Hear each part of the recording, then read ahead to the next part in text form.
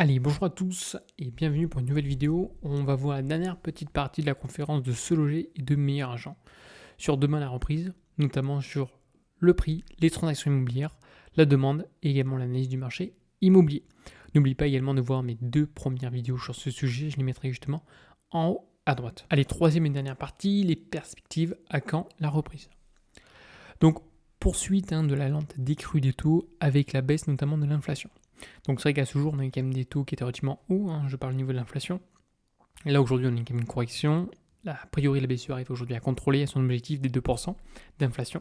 Donc en 2024, on est légèrement au-dessus, 2%. D'après notamment les projections, encore une fois, la Banque de France, on baisserait petit à petit pour atteindre vraiment être en dessous des 2% à partir de 2026. L'octroi de crédit ne devrait être justement plus un frein. Donc encore une fois, à voir, je vais vous dire, ça c'est l'évolution de la marge des banques. Alors évidemment, il faut que les banques marchent, il faut qu'elles vous, on se met d'accord, ça reste une entreprise, évidemment, une entreprise, il faut faire du profit, on se met d'accord. Donc tu auras toujours aujourd'hui une marge. Ce qu'on peut constater par contre, c'est que tu as fait un petit moment où là, les banques en question n'ont fait aucune marge. Donc là, les marges perdues, vous inquiétez pas qu'elles se régalent en ce moment. Dans l'ensemble, il y a toujours eu aujourd'hui une petite marge de quelques pourcentages. Bon, ça fait partie du jeu, je viens de vous dire. Il y en a qui vont dire les banques encore. Voilà, aujourd'hui, sans les banques, on ne peut pas financer. Donc c'est bien aujourd'hui de tisser un lien, notamment avec un conseiller. Les banques sont essentielles. L'immobilier, je vous dis, il faut absolument aujourd'hui utiliser l'effet crédit.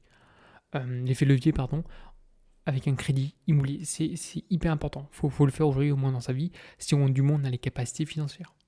Donc les revenus augmenteront aujourd'hui moins fort. Alors on a vu récemment qu'il y a une forte augmentation. Pourquoi? Pour faire face à l'inflation. C'est bête et méchant, même chose des loyers. Oui, les loyers ont augmenté, très bien, mais encore une fois, les loyers étaient capés, parce qu'on était sur de l'irréel, sur l'indice de référence des loyers, à 2,5. Ils étaient capés et l'inflation était plus importante. Ça fait partie du jeu. Pareil au niveau des salaires, il y a une augmentation. Très bien, mais encore une fois, il ne faut pas oublier, l'inflation était de combien à ce moment-là? Ça, c'est un paramètre qui est extrêmement important. D'une manière générale, tout augmente au cours du temps. Voilà. C'est rare que quelque chose baisse. Par exemple, on revient à quasiment plus de 20 ans en arrière. La baguette de pain dans les années 2000, lorsqu'on était en francs, bon, plus peut-être 2000, 2001, 2002, je crois que c'est là où on passe 1 euro. Bon, on était à moins d'1 euro. Aujourd'hui, une baguette de pain, à chaque fois je prends cet exemple, on n'a plus d'1 euro. On est à 1,10 €, 1,20 €, 1,30 €, voire du pain bio, machin truc, 1,40 €. Voilà. Donc, tout prend aujourd'hui de la valeur au cours du temps. Et ce qu'on prend un petit crédit, je sais pas moi, dans les années 2000, 500 euros, tous les mois, le 500 € reste le même.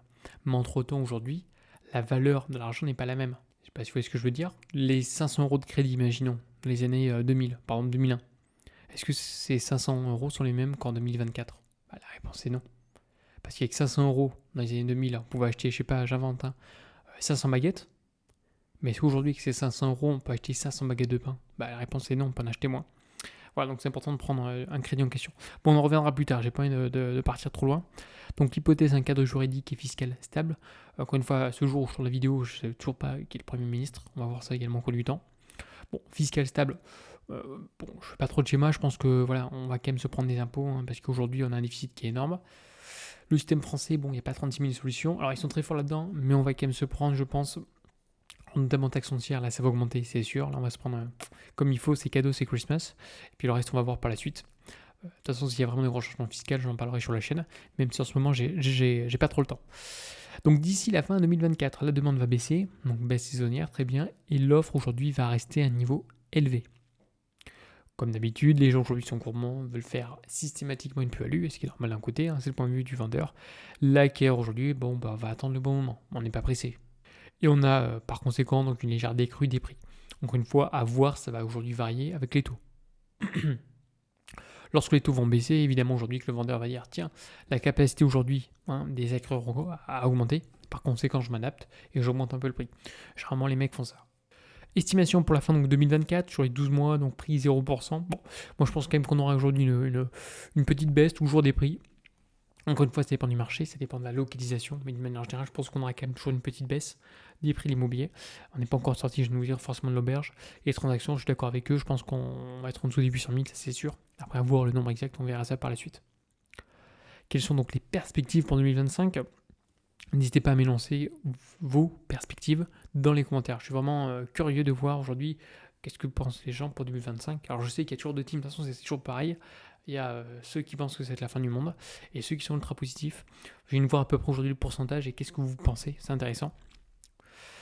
Donc au printemps 2025, le pouvoir d'achat donc retrouve son niveau de 2022. Donc aujourd'hui, donc on est à peu près à 68 mètres carrés. Alors ils prennent comme référentiel, alors je trouve ça bizarre moi leur calcul, mais bon, ils prennent comme référentiel aujourd'hui donc l'immobilier en France, qui est environ à 2005 du mètre carré. Donc aujourd'hui, on peut aujourd'hui acheter le pouvoir d'achat, c'est 68 mètres carrés. Bon, très bien.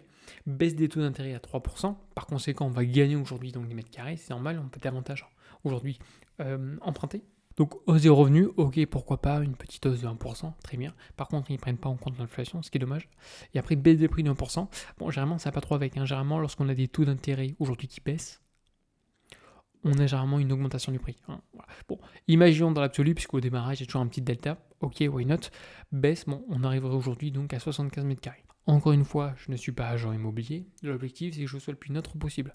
Là, ces documents-là, évidemment, c'est se loger meilleur agent. Bon, je vous fais pas de schéma, les mecs, voilà, ils gagnent de l'argent lorsqu'il y a la transaction. Pas aussi optimiste que ça me semble beaucoup, encore une fois. Pourquoi pas baisse des taux à 3%? Ok, why not? Hausse des revenus, pourquoi pas? Par contre, mettez au moins l'inflation ou baisse des prix, mais si en côté il y a une baisse des taux, il y aura une augmentation des prix de l'immobilier. Voilà, ça va avec. Donc en 2025, un rebond aujourd'hui de la demande. Donc la demande va augmenter. Et l'offre va rester stable. Bon, d'accord, point de bascule. Donc 2025, quelles sont leurs perspectives? 2% d'augmentation de prix. Bon, d'accord. Alors pourquoi aujourd'hui on a plus 2% et là on a quasiment moins 1%? Bon, je sais pas, c'est une question.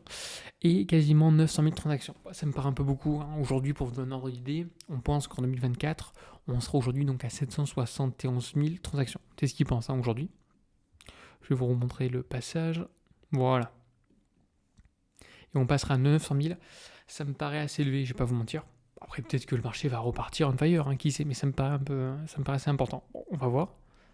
Donc, en conclusion, 2024, le marché de transactions a connu donc son point bas au début de l'année. Bon, si c'est ainsi, on est sur environ donc moins de 800 000 transactions, ça je suis d'accord avec eux. Sur l'année, donc les prix seront stables en moyenne en France. Moi, je pense qu'on aura une petite baisse, mais bon, qui sait. La hausse de la demande au printemps fera basculer aujourd'hui le marché dans une nouvelle dynamique. Bon, pourquoi pas, c'est vrai que le printemps c'est le bon moment, c'est là où on arrive aujourd'hui à se projeter. Bon, ok, 900 000 transactions, moi ça me paraît quand même assez important, mais bon, je préfère rester moins prudent. Une hausse des prix de 2%. Alors, par contre, moi je suis curieux pourquoi ils énoncent alors baisse des prix de 1%. Bon, en tout cas, merci à tous pour le visionnage. Comme d'habitude, n'oubliez pas s'il vous plaît de me donner votre version dans les commentaires, vos différentes perspectives, comment vous allez anticiper le marché. Et votre opinion, est-ce que vous êtes plutôt ok, on est plutôt en position donc de vente, plutôt en position donc d'acquisition, on est en stand-by et on attend. Voilà, n'hésitez pas encore une fois dans les commentaires. Merci pour le like, merci pour les petits messages d'encouragement. Et je vous dis à une prochaine vidéo. Allez, bye bye.